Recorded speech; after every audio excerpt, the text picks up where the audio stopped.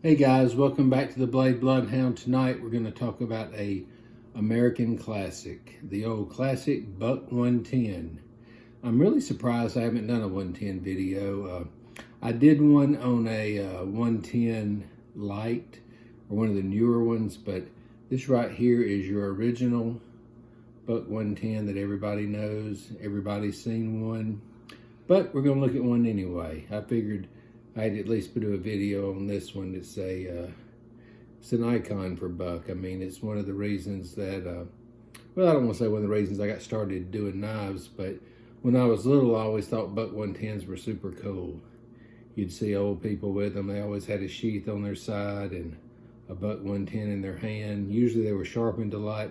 This one, the blade is actually new, and we'll talk about that when we get to the table, but more than likely, because of the packaging this one was in, it's probably one that I picked up and I sent off to Buck. Buck has an excellent warranty. Anyway, we'll talk about all this when we get to the table. Anyway, guys, let's go over and take a look at it. All right, I am back with you guys. So I was going through some knives, and this one had not a styrofoam, but one of those, well, I guess it is kind of a styrofoam little sheath that was in, not a sheath, but a package. And I recognized that as something that Buck sends their knives back in. So more than likely, I do not remember the story on this one. I have a lot of Buck 110s, but this one was closest to me and the one I grabbed. But used to, I would find Buck 110s all over the place. You go to the flea market, it was a very popular knife. You can tell this one has some use on it. It's got a little beat up here. Somebody had used and abused it a little bit.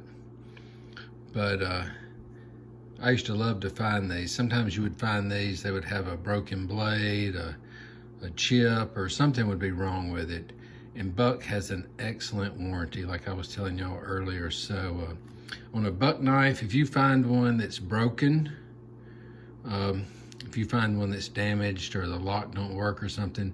Now the lock not working would be covered under the Buck lifetime warranty, but the blades, they're smart. They know that, an abused blade or a blade that was treated poorly. So if you have one that is broken, let's say you go somewhere and you find one that has a broken blade on it, you can actually send it to Buck, tell them I would like the blade replaced, send them $10, and then they will shine it, grease it, go through it. They call it the spa treatment.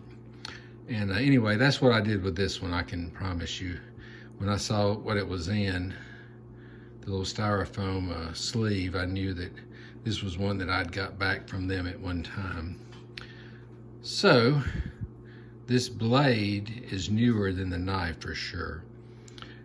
But let's look at the tang stamp on this one. So this one is a Buck USA, and then it has the anvil with a 50, meaning it's a 50th anniversary blade. So that's kind of cool, they put that in there.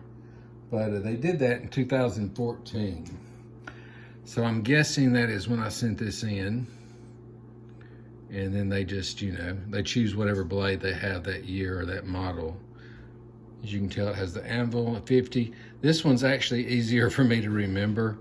I know I've told y'all about Buck with their smiley face and arrows and everything they have set up. But this one I can always remember because the anvil they only did for that 1 year. And then the 50th anniversary one, they put a 50 in the middle. So it's a cool knife.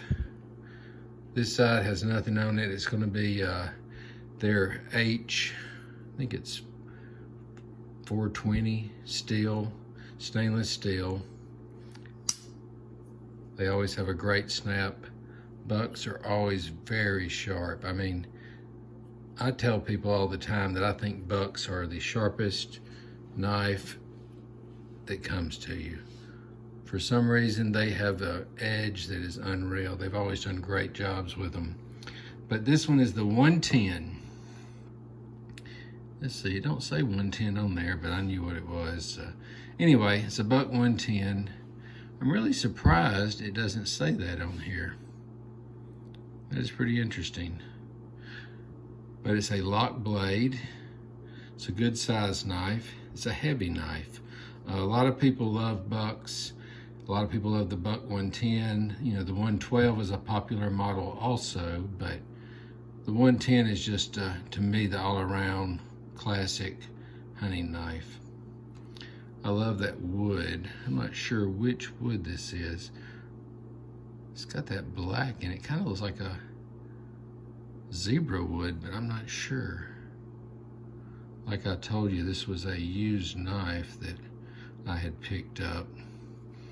A lot of times you'll find these, if they have a broken tip or something, you'll find them for, $5. It'll be because you know, what are you gonna pay for a knife that has a broken blade? All you're gonna wanna give is $5. That's all I would wanna give. But like I was telling you, add another 10 to it, pay $8 to have it shipped, and you got a new one. I don't know how much a new Buck 110 is, but I'm sure it's a lot more than that price. But it's a cool knife. It's a heavy knife, a heavy duty knife. It feels great in the hand. Like I was telling y'all another time, I'm not a hunter, but if I was, it would be a great hunting knife. It's a normal lock blade, press down. A lot of people will buy, you can get them on eBay actually, but it's like a little thumb stud that screws in. It sits right there and it'll screw. I've thought about doing that, buying one just to have an easy open Buck 110, but I keep waiting to find me an automatic one. I figure I'll run into one day on a deal, but right now I have enough knives that I don't need to buy a new one by no means. So for now, we're just gonna stick with the old normal 110s. But it's a cool knife, a great knife. If you had children or something, you want them to have their first knife, I would actually recommend a Buck 110 because it's a knife that's gonna last you a lifetime. I've probably got, I don't know how many of these, just because I've picked them up here and there, but they're great knives.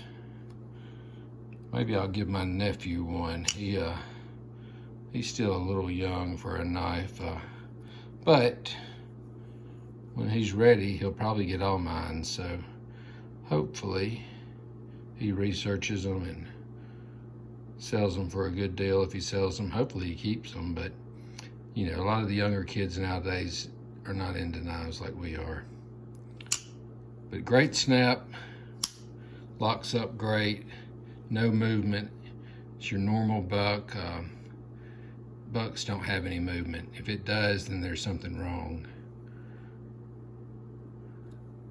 They have excellent craftsmanship. These are made in the USA. A lot of all your buck fixed blades, your big hunters like this, all your brass wood are made in the USA. They do make a line of knives for all their liner locks and things like that. A lot of those are made overseas. You can always go to their website and click on country of origin. But yeah, I'm not sure which wood this is. I was looking at it and I thought it was just gonna be, I know they make an ebony wood. They make what's the other wood called? I can't even think of it.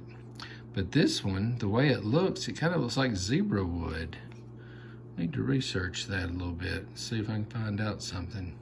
But I love the way the wood will take on the oils from your hand, makes them shinier and shinier.